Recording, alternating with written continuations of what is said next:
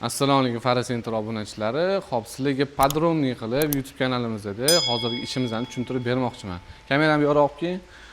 Nexus 2 dedim men uzr. Premier Malibu 2 faramizda DTP holatiga uchragan, krilolar kirib ketgan, farasiga ham shikast yetgan, atrajatllari tushib qolgan, ko'rishingiz mumkin. Korpusiga ham zarar yetgan.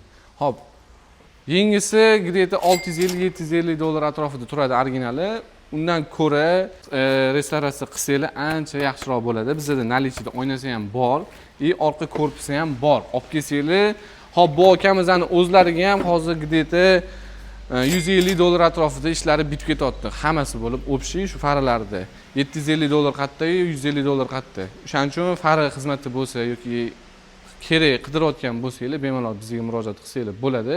Yana aytadigan narsamiz, BYD bo'ladimi, boshqa mashina bo'ladimi, kassa-prav xizmatlarimiz ham bor. Agar kerak bo'lsa, pastda nomer yozib qoldiraman. Bemalol murojaat qilib kelsangiz bo'ladi. Oldingi videoda aytib o'tdik, Malibu 2 farasini olib qolganmiz edi. Bu tayyor bo'lgan holati. Ko'rsangiz, idealniy bo'lib chiqqan. Shu stiklari ham, korpuslari, oynalari defekt topolmaysizlar.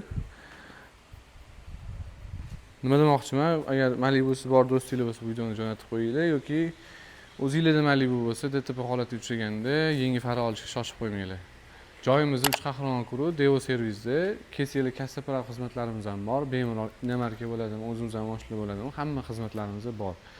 Bamperlarni vassanovit qilish, faralarni vassanovit qilish, kerak bo'lsa urilgan kapotinglarni o'zini qoldirib ham sepib beramiz qo'ldan kelgancha.